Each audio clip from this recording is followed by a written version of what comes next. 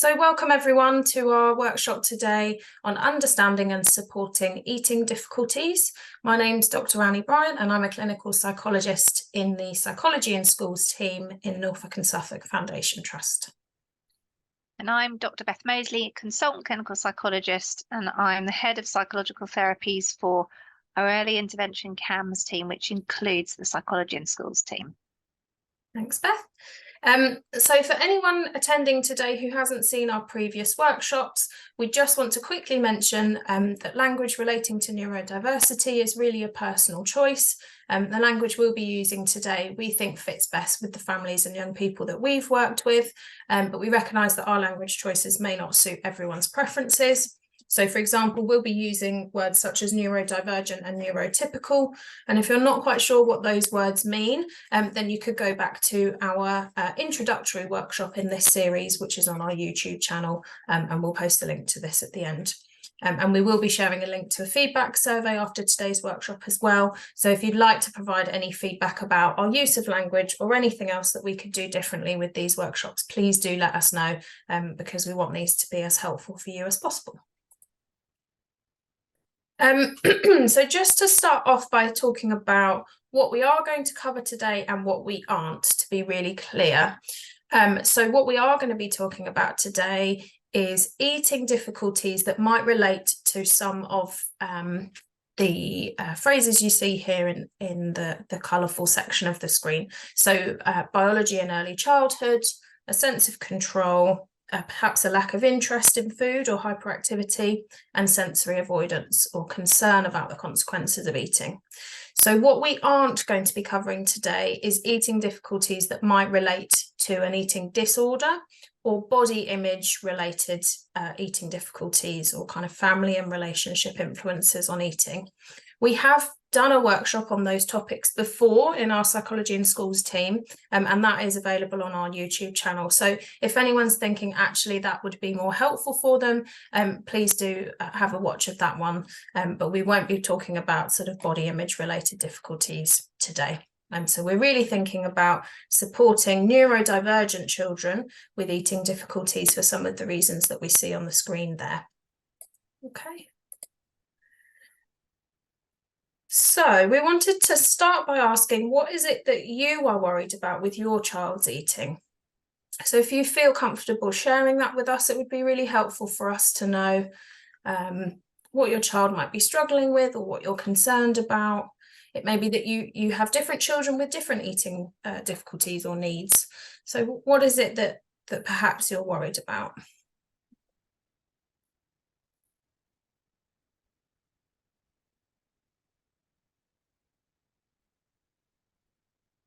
Very limited due to autism and sensory issues. Yeah, okay. So very picky, a lack of variety in food, so limited diet.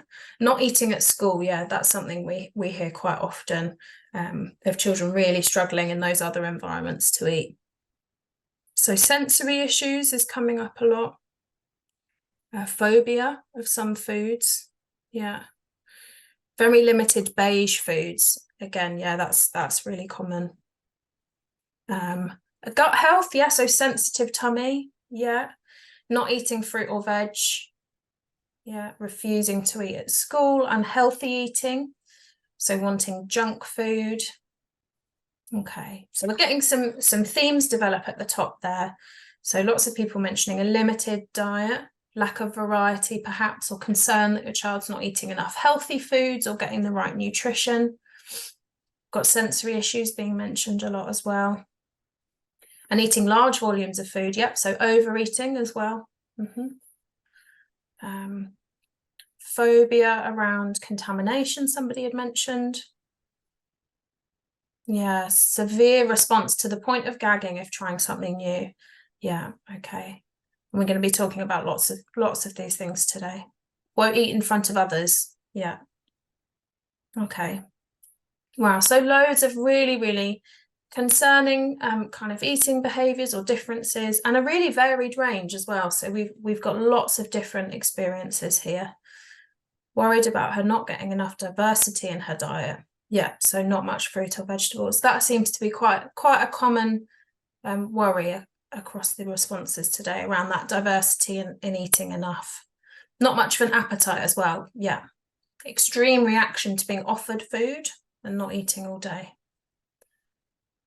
Thank you, everyone. That's really helpful. And it may be that you've noticed some other people sharing some things that you in your family are finding difficult to manage with your child's eating. So it's helpful for us to know. And we're going to be talking about lots of these different things today. Thank you. So we just wanted to take a second to think about, how is this affecting you as a family? So we've talked about the things that your children might be struggling with, but what's the impact? If you feel comfortable sharing that, how is that affecting you as a family or as a parent?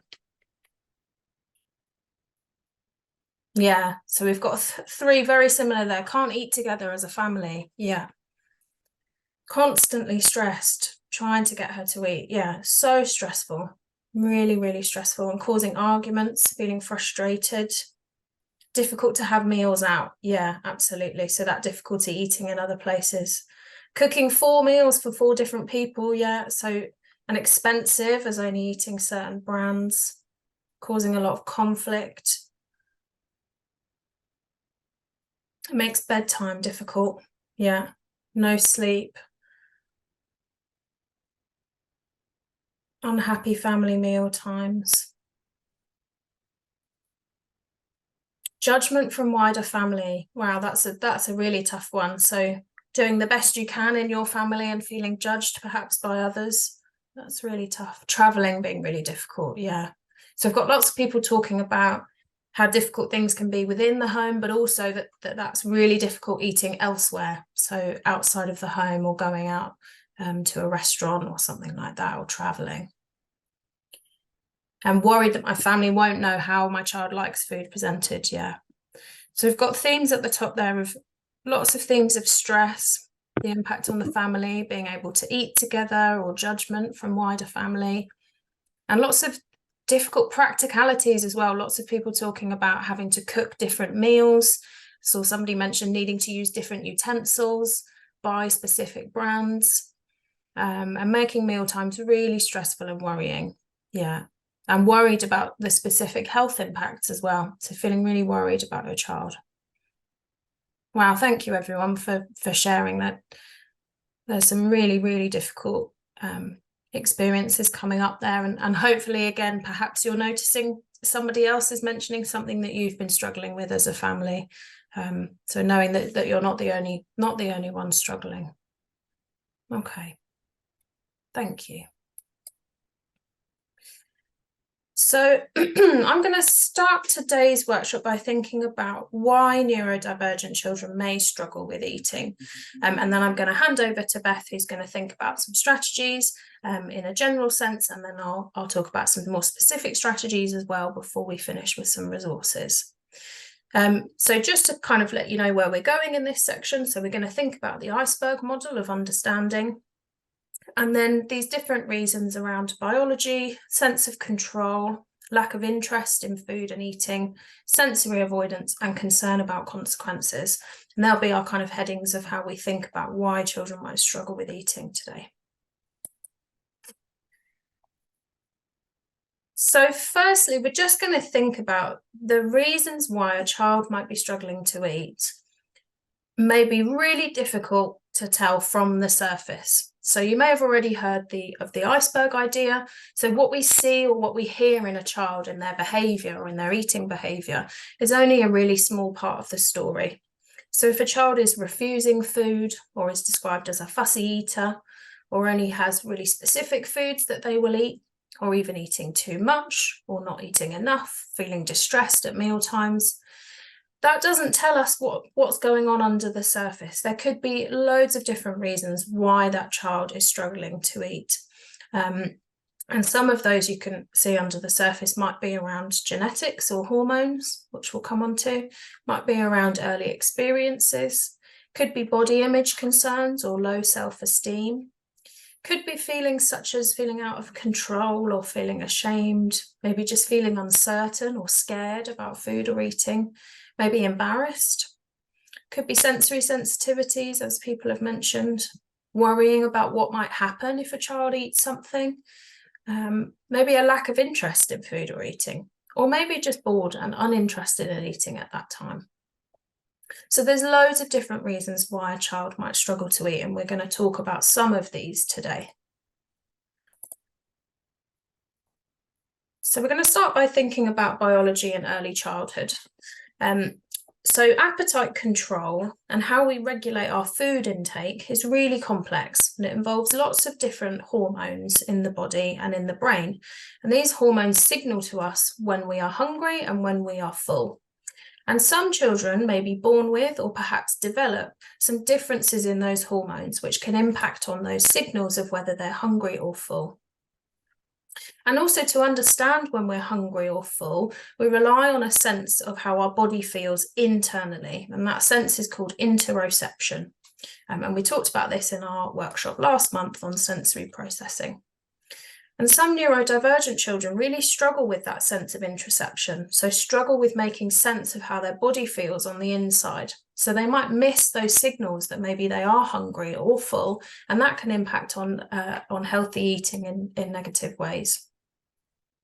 It's also important to mention that feeling stressed or feeling anxious can have a huge impact on a child's digestive system, and can cause stomach problems such as feeling sick or vomiting, maybe cramping or pain in the stomach, and that can in turn impact on a child avoiding or not wanting to eat much food. And then typically as children get older, they try new foods and they learn to tolerate and enjoy new textures or smells or taste of foods. And typically by the age of about 5, most children are able to eat and enjoy a wide range of foods. But there are many things that can disrupt that normal feeding development for children. So perhaps a developmental delay, or a significant illness, or hospitalization, or maybe a surgery in young childhood, and maybe allergies or intolerances. All of these early experiences might disrupt that normal pattern of learning to eat a wide range of foods. So another reason why children might struggle to eat is around a sense of control. So in this series, we've talked about how neurodivergent children may feel overwhelmed or anxious, maybe even discriminated against or bullied in a world that's typically designed by and for neurotypical people. So when the world feels really out of control or anxiety-provoking, neurodivergent children may try to establish a sense of control for themselves over something like their eating or how much they drink. And for these young people, support for those underlying feelings of anxiety or feeling overwhelmed may be really helpful in terms of making a difference in terms of their eating. We've had various other workshops on emotional well-being, so we won't spend loads of time on that today, but we'll provide some resources to that along the way. Now, some children might struggle with eating due to a lack of interest in food or in eating. So some hyperactive children, for example, who might struggle with sustaining their attention, might struggle to eat enough due to being either distracted or interested in other things, or just finding it hard to focus enough on a meal to get through it all. Again, like I said, children who have that difficulty with the interoceptive awareness, so that awareness of how their body is feeling on the inside, they might not notice that they are hungry or full, so they might just seem uninterested in eating at times when maybe other people are really interested in eating, like lunchtime. And as we mentioned earlier, biology can play a role in that. So hunger drive can be impacted on people's hormones. So if somebody's hormones are slightly different, they might be not particularly hungry compared to other children their age. And again, it's helpful to mention here that feeling highly anxious can actually suppress our appetite and cause digestive problems. So if a child is really stressed, they might seem quite uninterested in eating because their body is more focused on being in that fight or flight mode and feeling quite worried or stressed about something.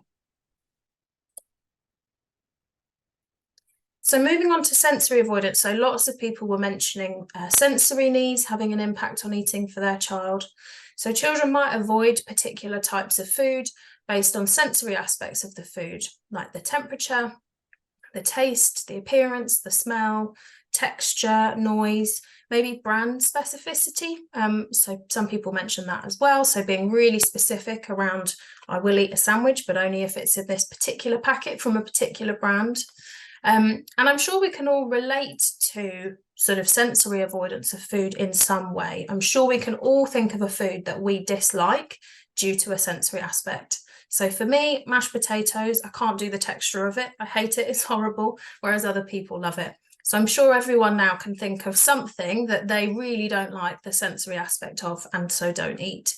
And for some children, that sensory kind of discomfort with food is much more broad and applies to lots of different types of food. Annie, I was just going to add something about brand specificity, just because so many people mentioned it in their slide.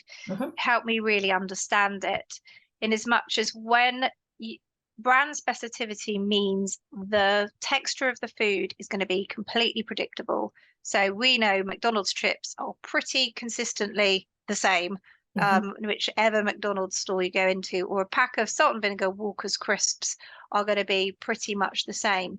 So that often the reason that young people are particularly reliant on a brand is because they know that they are predicting that it will be exactly how they expect it to be, and there'll be no surprises because it is what it says on the packet. So I think sometimes that can help people understand the reason behind the desire for the brand is to avoid a surprise. Yeah, absolutely. Yeah, and that's quite common in autistic children. So autistic children who might be quite rigid in their thinking, they might have those really specific ideas around what foods they like, but also what foods are safe. It might be that to them, a type of chips that isn't a McDonald's chips isn't going to be safe, or is going to be really scary because it's not going to be predictable. So some children might find it really hard to generalize those ideas around safety and acceptability of food. So perhaps I might say I'd eat chips from anywhere because I really like chips, but another young person might think actually anything that isn't that one type of chips might be really, really unpleasant, so I'm not going to try it. And we call that response to things sort of tasting or feeling or being different, oral surprise. And some children are really, really aversive to or avoid and hate that feeling of oral surprise. So eating something or putting something in their mouth, it could be a drink as well, that doesn't have the sensory aspects that they expect, can be really overwhelming and frightening. So related to that idea, we wanted to ask everyone, how much would you have to be paid to eat a tarantula? Is there any value that could be put on eating a tarantula? I just wouldn't. Okay, so somebody's saying no, absolutely not. Anybody else? Zero. No, not enough. Would never. Okay, no amount of money. £1,000. Okay, that's the first bid. I would be able. Oh, I'm vegetarian. Okay, so definitely not. You couldn't pay me enough. Is it dead or alive? Either. That looks even more than 10 billion. I don't know how to say that number. I'd rather starve. I'd rather starve. Yeah. Okay, brilliant. So most people are saying absolutely not. Quite skint, so would consider it. Yeah, maybe £1 million. Yeah. Okay. So I'm not seeing many people, or maybe anyone, say, yeah, sure, I'd do that, not a problem. So pretty much everyone's response to that is pretty avoidant or kind of fearful of that. So I think that's a really helpful example when thinking about that. To some children, trying a new or avoided food can genuinely feel like an I'm a celebrity trial. If you're asking your child to eat something that they've not tried before, perhaps it's a piece of broccoli, we might think, nothing wrong with that. You've eaten lots of veg before, you'll probably like it. But perhaps that child is feeling like they are being asked to eat something absolutely disgusting and repulsive. So it's helpful to keep that idea in mind, that if we have that a kind of aversive response to being asked to eat a tarantula, that maybe that's how some children are feeling when they're being asked to eat new foods as well. Okay, so The last sort of area of why children might be struggling with eating that we're going to talk about here is concern about consequences. So worries about what might happen if a child eats or drinks something in particular. So the term neophobia on there, the fear of something new, that's actually a really normal experience for young children. It's a part of their learning to be initially quite suspicious of new foods, just in case it's not safe. However, as I said earlier, most children grow out of this in early childhood because through practicing eating more and more different foods, they learn to know that trying new things with food and drink is safe. But for some children, that really, really significant fear can continue. So that fear around trying new foods continues to feel like being asked to eat a tarantula. And again, that could be linked to some of those sensory sensitivities, perhaps rigidity in thinking, but also it could be linked to having some experiences in the past that develop some really unhelpful beliefs about food. So, for example, if a child has experienced choking or really significant illness, it might be that they then learn to be really, really fearful of trying something new because they had that horrible experience in the past. So you might see specific fears coming up. Some children may have a specific fear of vomiting, and that can be really debilitating in terms of not wanting to eat too much food, or not wanting to eat certain foods, or not wanting to be around other people when they're eating certain foods. And for some children, these kind of neophobias or specific phobias around eating may mean that their diet's extremely limited, or they might only tolerate consuming food maybe in a pureed form or liquid form, for example. So as we said earlier, there may be a kind of reason of a sort of traumatic experience in the past that can impact on a child's worries about food, or it might just be that difficulty to kind of generalize the idea that new foods might be safe. I was just going to add as well, I noticed a Yeah. few people mentioned the have their child Yeah. having a very sensitive gag reflex.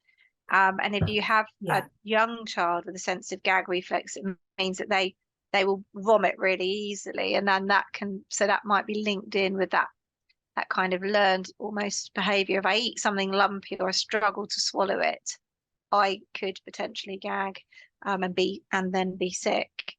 Or just the disgust that we were talking about earlier. So if I feel disgusted, my response is to gag. Yeah. So if you've got a child who's got a high kind of sensitivity to feelings of disgust when they look at food, then their natural reaction might be to gag. So yeah. Yeah. Thanks, Beth. Okay, so just before I hand over to Beth to think about some strategies, we just wanted to mention the food mood roller coaster, which is mentioned in Beth's book, Happy Families. So what we eat and when impacts on our blood sugar levels, and that can have a really massive impact on our attention, our irritability and stress, and our energy levels. So eating regularly throughout the day, so perhaps 3 meals a day and a snack in between, is really important in maintaining a steady trickle of blood sugar through the day. And missing meals or eating loads in one go and then not much for a long time can lead to massive peaks and crashes in blood sugar. And that can impact on our concentration, can impact on our energy, and can make us feel really hangry. So when children aren't eating during the school day, for example, which a few people were mentioning, it may be that they're coming home in a really heightened state, perhaps not feeling really tired, maybe feeling really irritable, hard to concentrate, because they haven't had that steady sort of stream of blood sugar during the day. And it can be helpful to think about if your child is about to engage in a demanding activity, such as doing their homework, or maybe even just having a difficult conversation with you, hold in mind when they've last eaten and when you have last eaten, and think about whether their blood sugar levels might be impacting on their ability to concentrate or remain calm in that demanding thing that they might need to do. So timing difficult tasks or difficult conversations with having a snack before can make a big difference between something going well and maybe an escalation and distress. So I will hand over to Beth here, who's going to talk about some ways to support children. Great, thank you, Annie. So we're going to cover these topics. So we're going to look at how we can develop a shared understanding with our child, how we might try to get the basics right. We're going to provide some general advice about managing meal times, managing distress, thinking about the language that we're using, and we're going to introduce you to the idea of the learning plate. And then I'm going to hand back to Annie, who's going to talk about some strategies for managing specific difficulties. I'm also going to cover red flags for eating disorders. And then from there, we'll be introducing our further resources and just seeing how you found the workshop. So you are an expert group of parents in this space, and you've probably been dealing with this challenge for some time, and you may have come up with some solutions. So if you could share with us what strategies you found work well for your family, then we can kind of touch on those as we go through the presentation, but also it's just really great to share ideas between you all.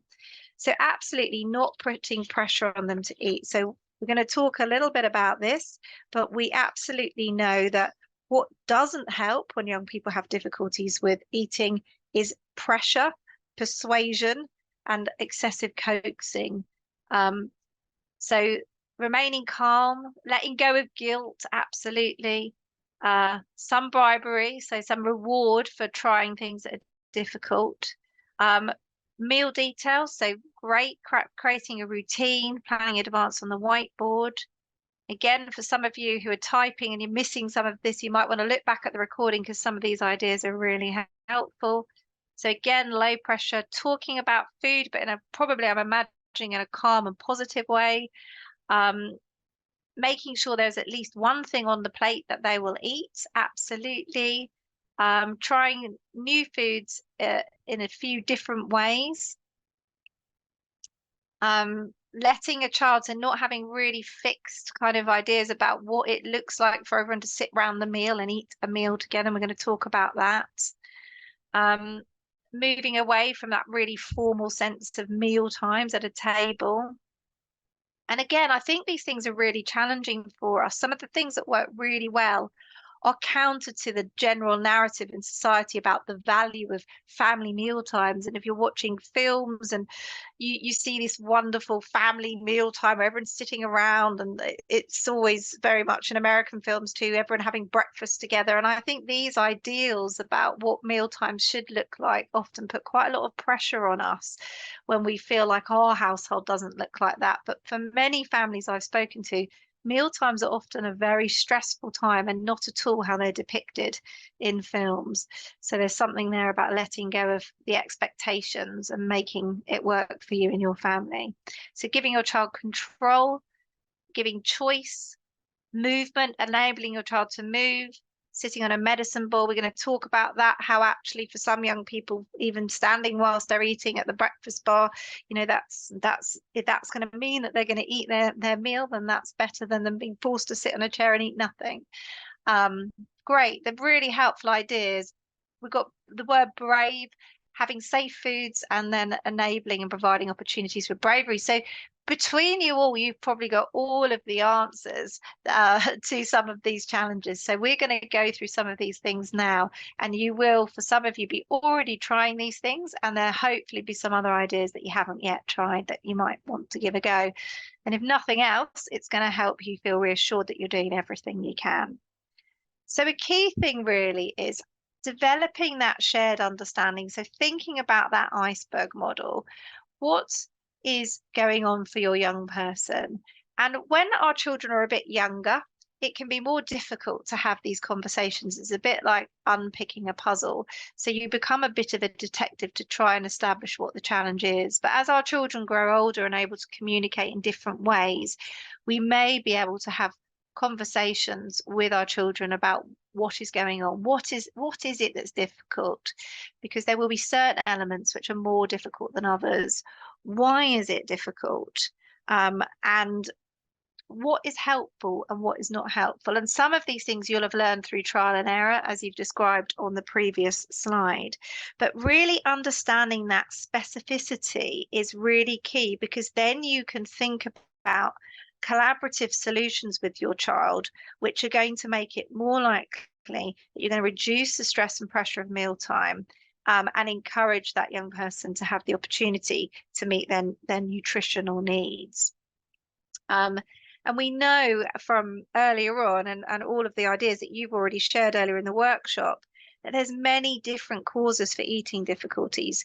And we might make assumptions, and other people in our lives and family members might make assumptions about what's behind those difficulties. But what we would say is doing that detective work and really trying to make sense of it, write it down, try it out. So if that's your theory, try some things that would kind of demonstrate whether that was the case or not. And remember, if you're going to have these conversations with your child, trying to do it in a situation where they're relaxed. So we talk about striking while the iron is cold. In Happy Families, I talk about right time, right place, right pace. So you're setting your conversations and communications up with your child for success, so that you're much more likely to be able to have a collaborative conversation, because it's possible that in the past your conversations around food have been more difficult or stressful because it's been a big concern and worry for you, and it's been a big concern and worry for your young person. So once you've done that and you feel confident that you have a good understanding of what's the challenge is, I think there's something here about getting the basics right first. So really thinking before anything else about, and the big concern for any parent is, and it's right from the moment your baby is born, is my child getting enough nutrients and calories and enough fluids to thrive, to develop, to grow, enough energy to be healthy and happy.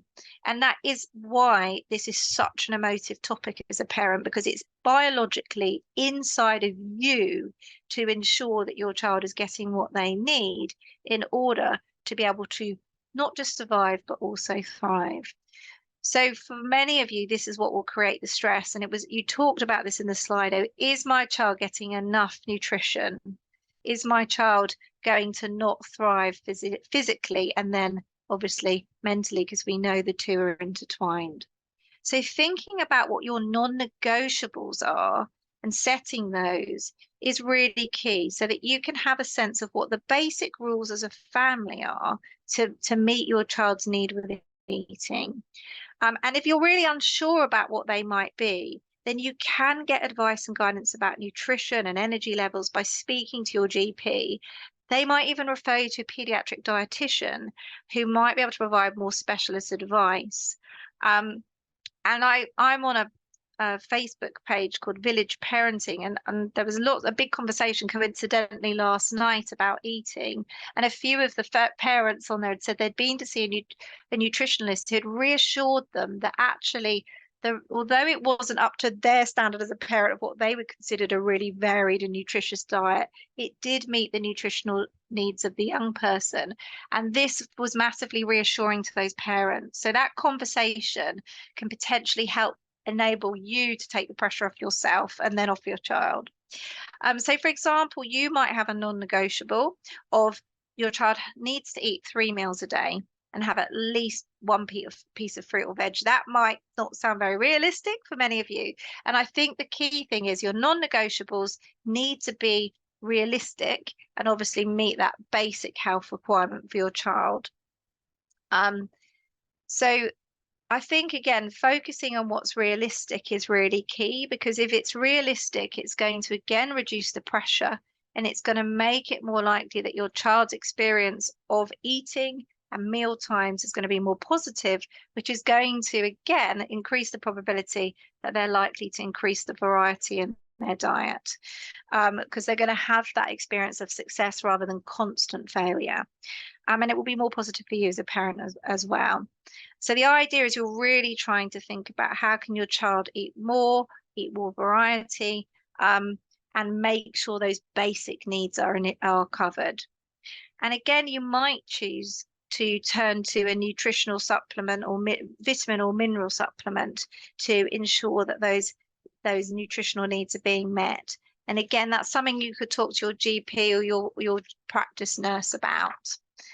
And again, just with this, thinking about the food mood roller coaster, just holding in mind that steady trickle and the types of food your child might be interested in might need to be slightly different from what you would choose for your child to want to eat as a snack, because I think we do have ideals about what a healthy snack looks like, an apple, but actually for your child it might be something which is something you wouldn't choose and consider as a healthy snack. But if that is going to enable your child to maintain their attention and their energy levels, then that's more important than them having a nothing and rather than an apple, if that makes sense.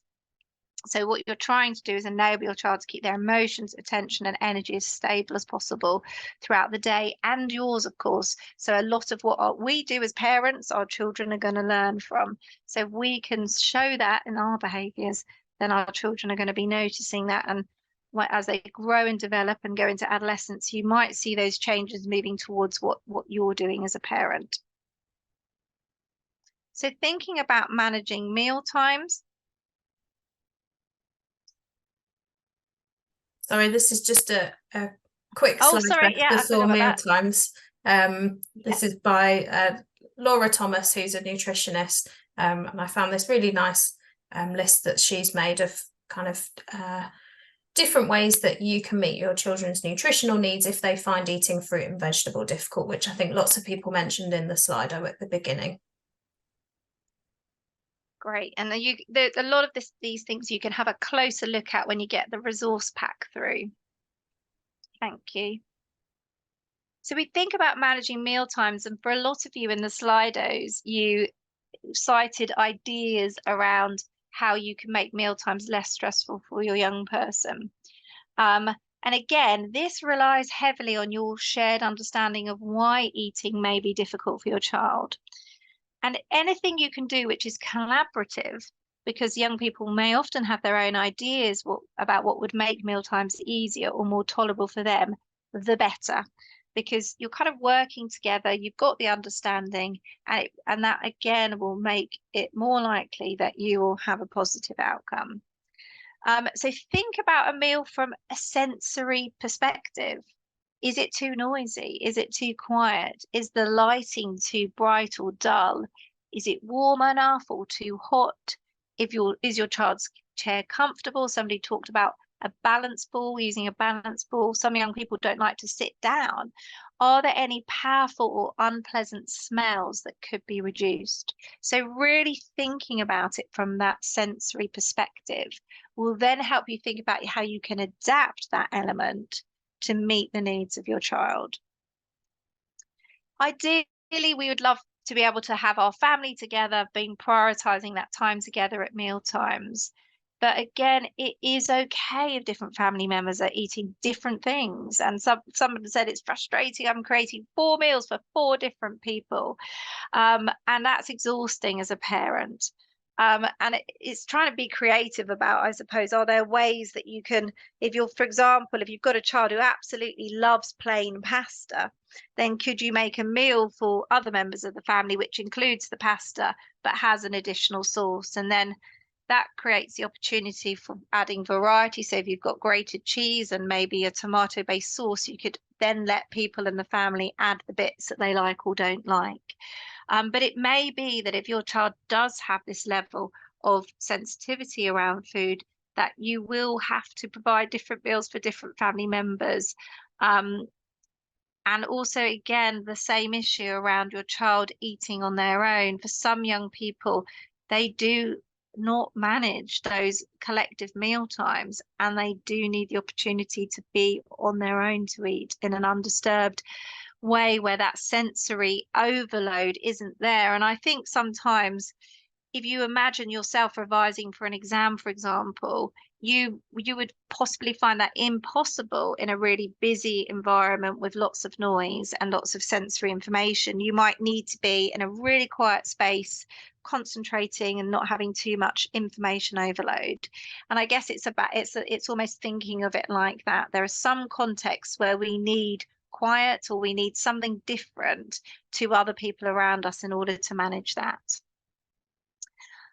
So if we think about cooking different meals for different people, we can end up in a situation where perhaps we know what everyone's favourites are, and that's all we're ever offering to the group because we're fed up of wasting time and effort on presenting other options, and that can create a challenge because what it does is it reduces the opportunities for the kind of low-key opportunities to have access to more variety, which can kind of compound that limited diet. So if it's possible, just trying to provide more options can be really helpful.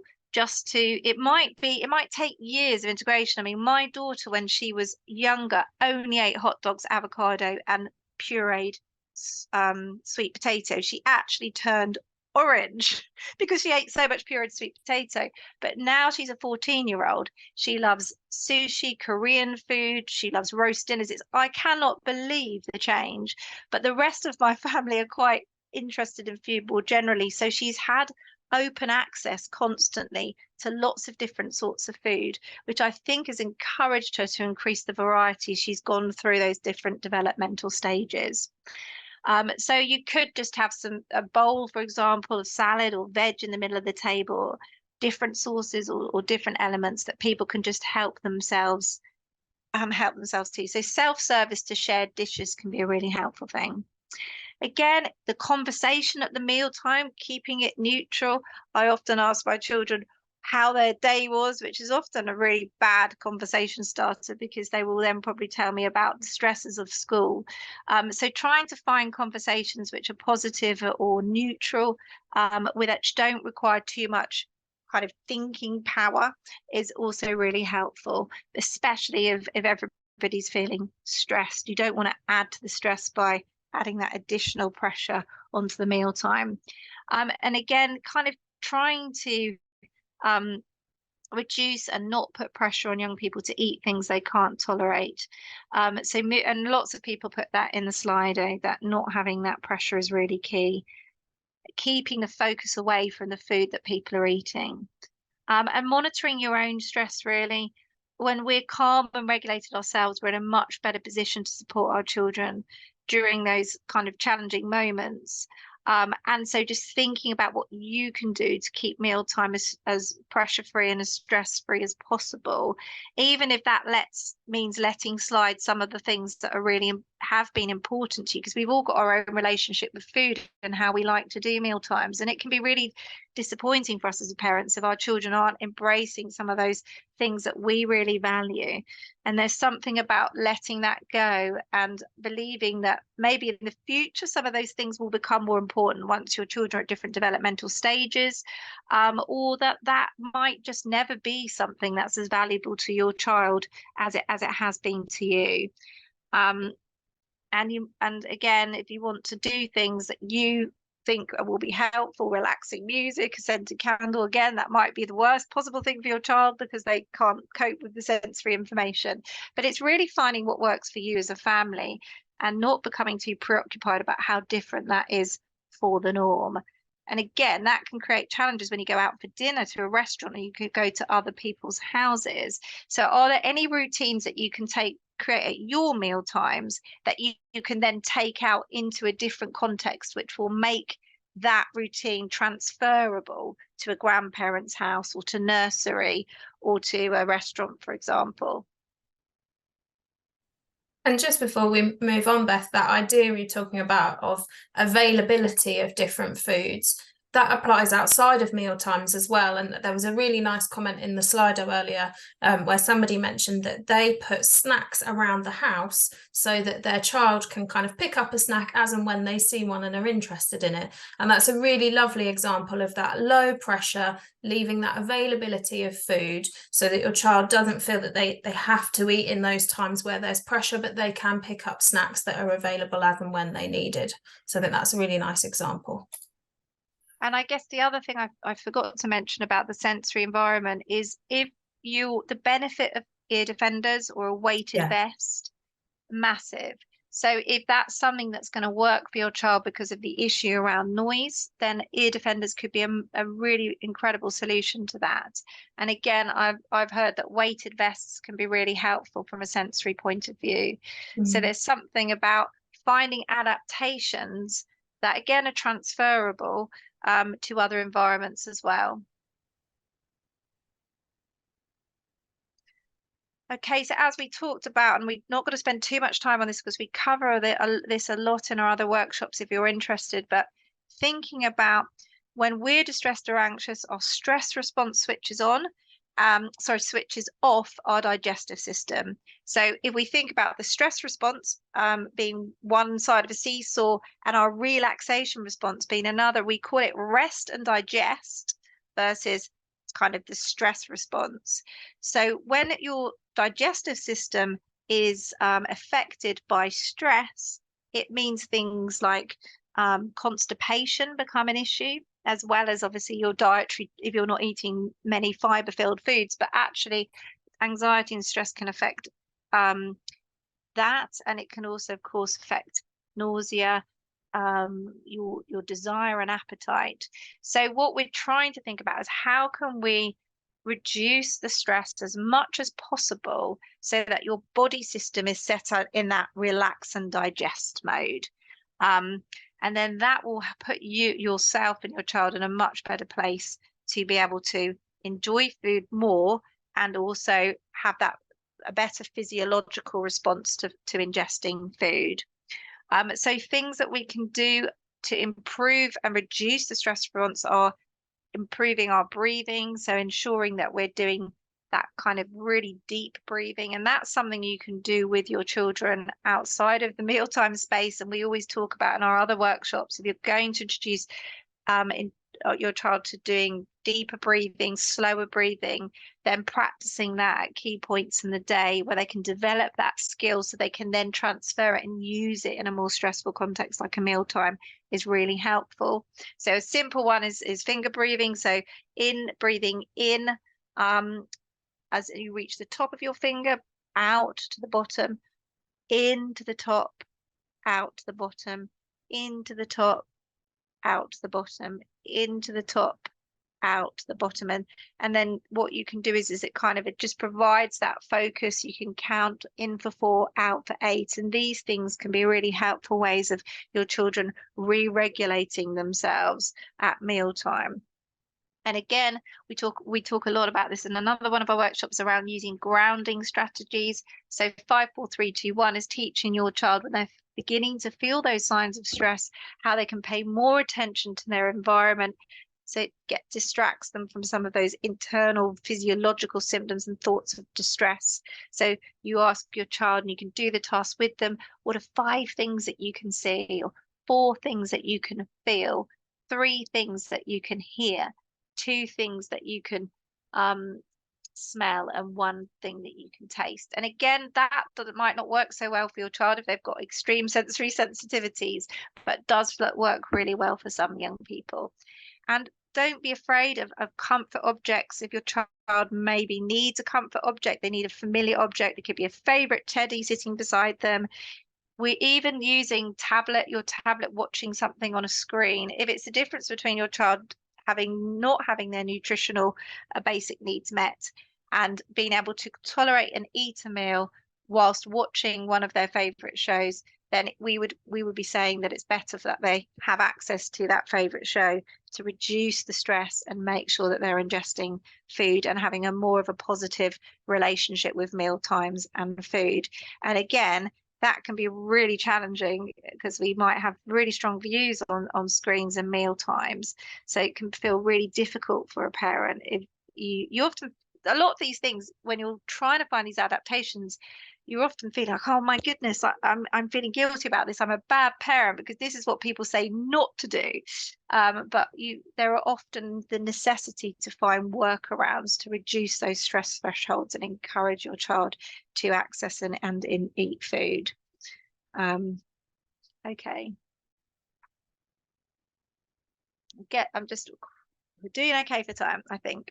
So thinking about language, we talk a lot about this in our other eating difficulties workshop, where we might be thinking about eating disorders, disordered eating, and being careful not to demonize foods or eating. So our use of language is really important. Our use of language around children is really important because it's going to influence their own views about themselves, others, and the world around them. So it's important really to think that when we're talking about food, eating or meal times with children, we have to be careful we don't demonize foods. And that can be really tricky if your child is all they love is tomato ketchup or certain sweets, because in your mind you're thinking, oh, this is full of sugar. So saying things again, that even jokey things like, oh, keep that cake away from me, or I feel terrible because I've just eaten such a big meal, could be interpreted quite literally by a neurodivergent child, perhaps making them fearful of certain foods or potential consequences of eating food. So those throwaway comments could be seen as being literal, and then that goes into that young person's mindset about that food. So that's a really important thing to hold in mind, and it's really difficult in the wider scope of things, because you might have extended family members who say things quite routinely or have quite strong views on different sorts of food, as people were mentioning earlier. And I guess there's something about, in a space separate from your child, maybe having some of those conversations, sharing some of the resources, maybe even this workshop, so that they can have a better understanding of what might be going on for your young person. And just really holding on to the fact that eating things out of your child's comfort zone can be extremely distressing for some children. So if we can encourage them by using language that celebrates their bravery and achievements, such as, wow, you've never eaten broccoli before, that was so brave to try it, even if they had to spit it out. Well done. And I think someone mentioned that in the Slido comment as well, about celebrating brave behaviors. But again, we've got to be a little bit careful with that, because what we don't want to do is we want to keep that balancing act so that we're not over celebrating, which again goes back to making a child feel overly pressurized. And finally, from me, before I hand back to Annie, this is the idea of a learning plate, about keeping different, so we talked about keeping different foods available early on to your child alongside their safe preferred foods.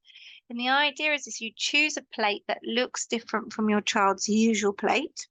It could be that they enjoy picking out a fun color or a pattern plate to be their learning plate. And at meal times, they have this learning plate ready to place food on for your child to explore. And again, use the same learning plate each time, so they get into the routine and the ritual and the predictability that that's their learning plate. So alongside their usual plate, which may have their safe foods on, place some other food on the learning plate and place it near your child. And again, that could just be food that's taken from what the rest of the family is eating, or just a new food that they're not so familiar with. And then you can gently encourage your child to explore the food using all their senses. So it might be just them looking at it, touching it, or smelling it is really valuable, without any pressure to actually eat the food. And if your child does eat something from the learning plate, you can praise them briefly, but don't be disappointed if they spit it out, or they don't actually attempt to eat it. And again, it's that reminder that it takes a few practices of having a new food in their mouth before a young person might feel comfortable with even trying to chew or swallow it. So it's that real graduated approach where there's no pressure, but the availability is there, and making the outcome predictable depending on what your child does. So if the learning plate works well for you at home, you can also speak to school, and maybe, as people mentioned, about eating in other environments like at grandparents or family members, so that they could potentially implement the learning plate there as well. My children absolutely hate school dinners, so the idea of having a learning plate with a small amount of school dinner on it might not work for them, but it might work for your child, and then they can have that alongside their usual packed lunchbox. And I guess there's this other thing called food chaining. So if we think about the idea, you're just trying to encourage variety. So if your child has a favorite biscuit, for example, then rather than having the expectation, oh, I really want them to eat a piece of fruit or veg instead of a biscuit, just starting with a new biscuit rather than that exact same biscuit. So you're just increasing access to diversity. So it could be for your child that on their learning plate, they've got something that's not too dissimilar from what's in their safe food group. But the idea is it's one step closer towards a new thing. And I'm going to hand you back to Annie now. Thanks, Beth. That's really helpful. Okay, so I'll go through some more specific strategies based on some of those reasons that we talked about at the beginning of why some children might struggle, particularly with eating, and then we'll do some resources at the end. So for children who struggle with their eating due to needing that sense of control or feeling a lack of a sense of control, it can be really helpful to try to reduce uncertainty around food and eating and drinking. So it might be helpful to set up an eating schedule if you haven't already, so your child knows when during the day they're going to eat and what they're going to eat. For some children, having choice about what they're going to eat can be really helpful. So perhaps on that schedule, having 2 choices for breakfast or 2 choices for lunch, 2 choices for dinner, within reason. But it might be that for some young people, having too much choices is just overwhelming and they just want that certainty of what is going to be eaten at the different times of the day. You could use pictures of meals or ingredients, again, to help reduce that uncertainty around what that meal might look like for your child.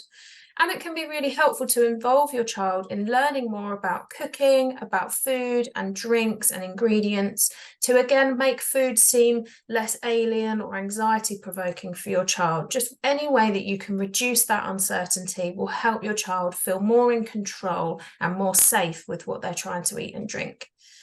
And giving a safe sense of control over meal times or food can mean, as I said, involving your child in cooking the meal. It could just be that it's helpful for them to lay the table or to help you clear the dishes away, just to give them a sense of control over what's happening. It could be allowing them to choose a favourite condiment or a flavour that they can add to their meal.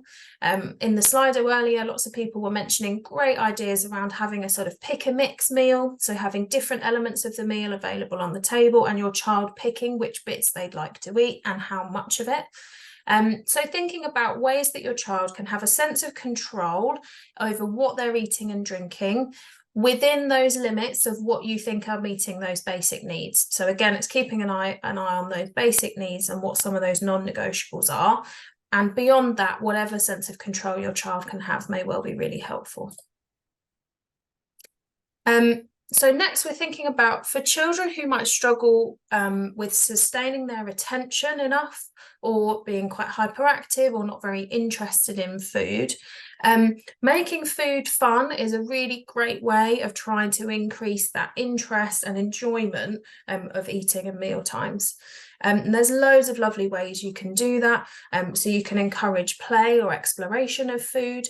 So perhaps for younger children, it might be hiding small toys or things to find in their food as they work through their meal.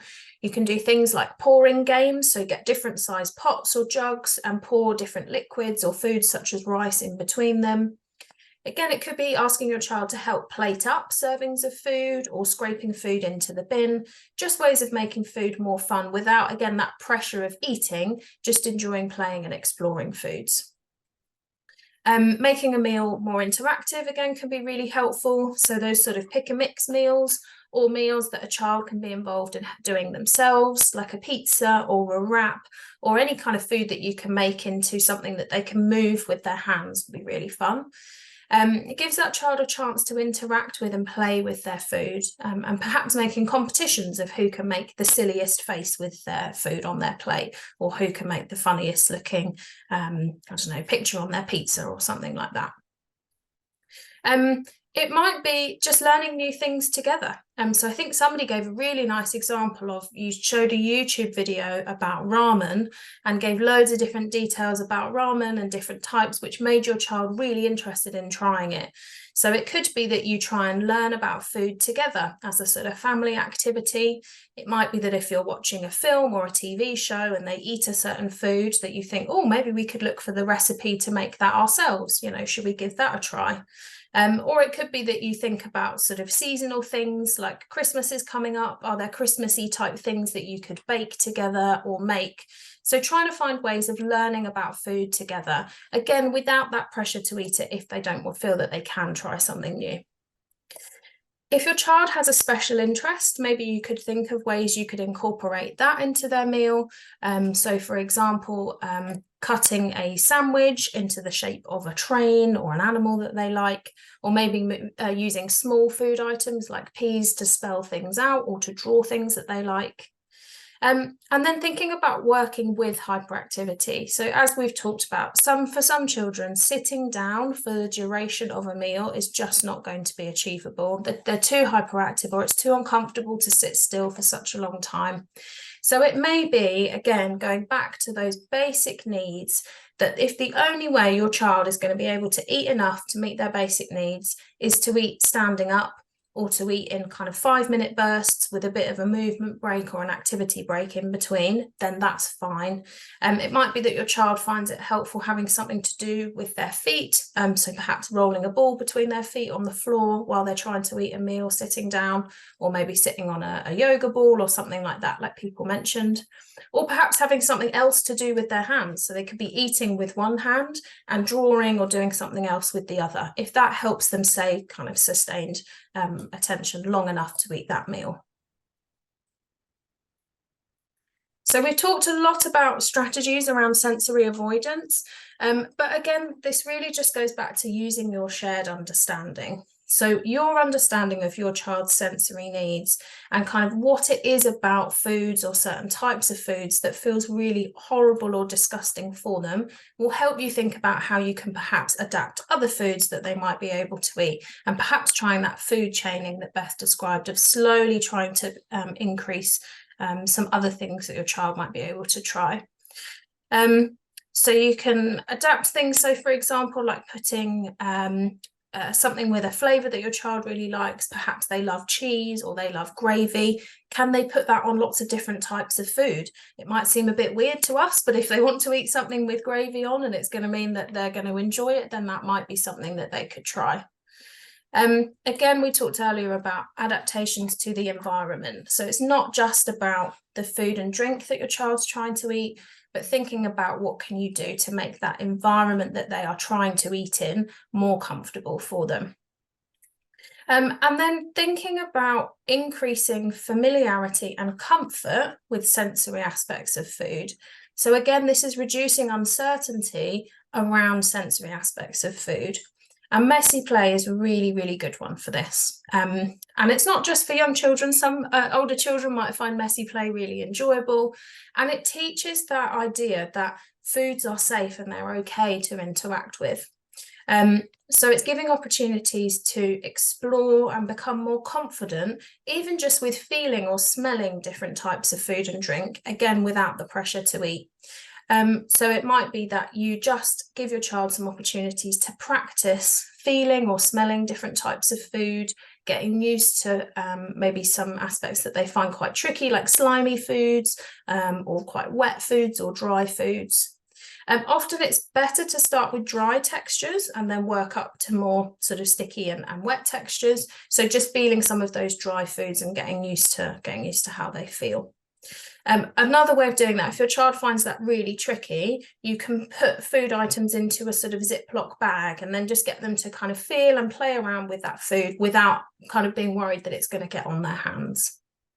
And again, helping prepare or clear away meals, being involved in preparing food is a great way for a child to increase their tolerance of sensory experiences, and increase their kind of understanding that foods are safe and that trying something different is going to be safe.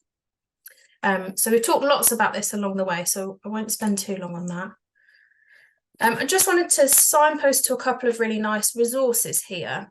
So there's this sensory play toolkit, which is online, and don't worry if that link doesn't work for you. It will be sent around in the resource pack afterwards. But that was developed by Cambridgeshire Community Services. That's got loads of ideas of helping children who might be avoidant around eating to learn about eating through sensory play. And then the NELFT website as well has loads of great ideas. You can see there's one on messy play and on food chaining that Beth mentioned. So different ideas in there as well of making food more fun and learning through messy play. Okay. So for children who have particular worries about the consequences of food or of drink, helping them challenge and understand those worrying thoughts can be really helpful. So again, it goes back to your understanding of the feared outcome.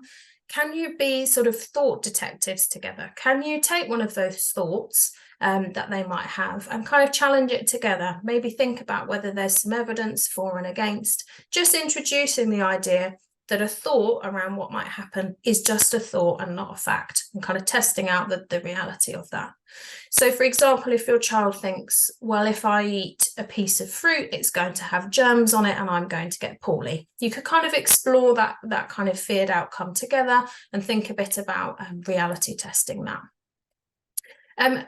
Again, as we mentioned earlier, if your child has a really significant anxiety or a phobia around food, it might be that you want to seek some support from local mental health services who might be able to provide some support for things like sick phobia. So that is an option if you think that your child needs that sort of professional level of support with that. Okay. And finally, in terms of strategies, we just wanted to talk about the fact that whether you're addressing sensory avoidance or just trying a new food or a new brand or testing out fears about foods, we know that from vast amounts of research evidence that the way to introduce a change in behaviour, it works best when it's done gradually and in small, manageable steps. And Beth sort of talked about this with food chaining. So if you've got a particular goal in mind, and again, thinking about what that realistic goal is. So it might be that you want your child to be able to eat loads of different foods and go out to the restaurant and have a great time, but that might not be realistic or achievable for your child at the moment. It might be that what is realistic and achievable is that they'd really like to be able to eat a piece of birthday cake, for example, at a party, or they'd like to be able to eat a slice of pizza because the family likes going out to pizza. So thinking about a meaningful goal together and then making a bit of a plan of those slow, gradual steps of what they can do along the way. And a sticker chart might be helpful for that, or just making a bit of a plan together might be enough for your child. And what's really important here is you start with the easiest step. So for this young person's example on the screen, just trying a little bit of pizza dough might have been enough for them. And it could be that that's been on their learning plate for quite a while. They've played around with it, they've sort of sniffed it, felt it, and now they've been able to start eating it, and that feels okay. And it's really important to keep working at a certain step until it feels achievable and comfortable before then moving on with your child. So we don't want to move on to the next step until each step feels comfortable. So working towards change is a stepped, gradual process. And it might take a long time and it might be really frustrating, but thinking about what's a reasonable and realistic goal for your family can help you think about kind of targeting where you're going to go next. Okay, so we are coming to the end of our session. Just before we move on to showing you some further resources, we just wanted to point out that although we've not talked about eating disorders today, it's helpful just to point out maybe some of those red flags of when you might want to seek some more support. So here we've got some physical symptoms perhaps to be aware of. So any significant changes in weight, again, extreme lack of nutrition, and that's something that your GP can advise on. Maybe if your child's exhausted or feeling really cold, perhaps dizzy or faint, and perhaps teenage girls with periods that become irregular or stop when they had already started, nausea and vomiting, and perhaps dental problems. And then the emotional and behavioural things to be kind of looking out for is a preoccupation with weight or food or dieting, those extreme concerns about body image, or you might be noticing excessive exercising. Maybe just being aware of new rituals around food, so perhaps weighing food or tearing food into smaller pieces. any massive changes in diet, or a child suddenly wanting to eat alone or avoiding eating with other people when that was something they didn't do before. Maybe skipping meals or going to the toilet straight after a meal.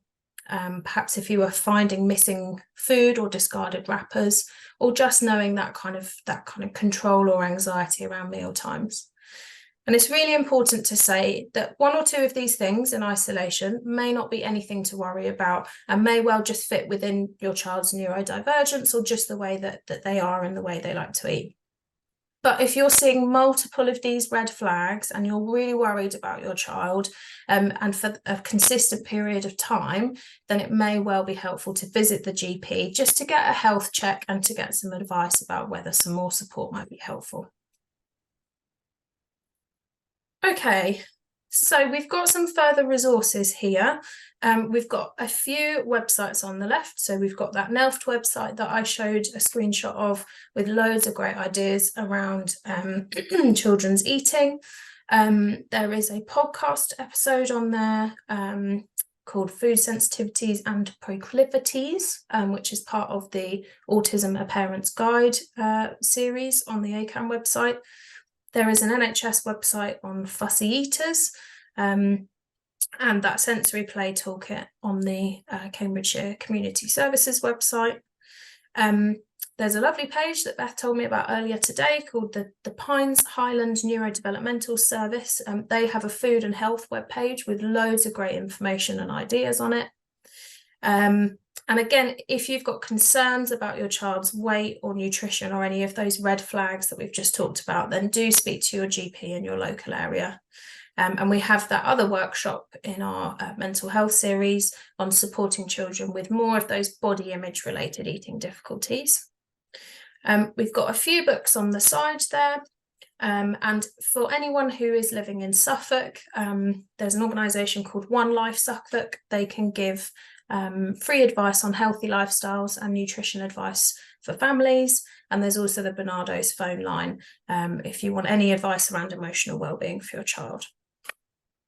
And I think I saw someone mentioned earlier about concerns around overeating, and I think One Life Suffolk are really well set up, and there's some additional resources and offers available to families where this might be a concern. So they'd be a good good organisation to reach out to. Thanks, Beth. And just to mention some of our upcoming workshops, so the next few in our neurodiversity series are coming in the new year. So we do have one on communication in January, which I've realised isn't there, but that is on our website. So that's on supporting children with communication needs. Then we've got one on cognitive difficulties in February, sleep in March, social relationships in April, and then technology in May. And you sign up to those in the same way that you did for today. And our team also continues to run our mental health and wellbeing workshops for parents. Again, they're run in the same way that this is today. You can sign up on our Eventbrite page and they're all free. And we've got lots of upcoming topics. We've got anxiety, low mood, big feelings, which is our sort of anxiety workshop for younger children, understanding the teenage brain, OCD, and then we've got one on uncertainty and resilience as well coming up.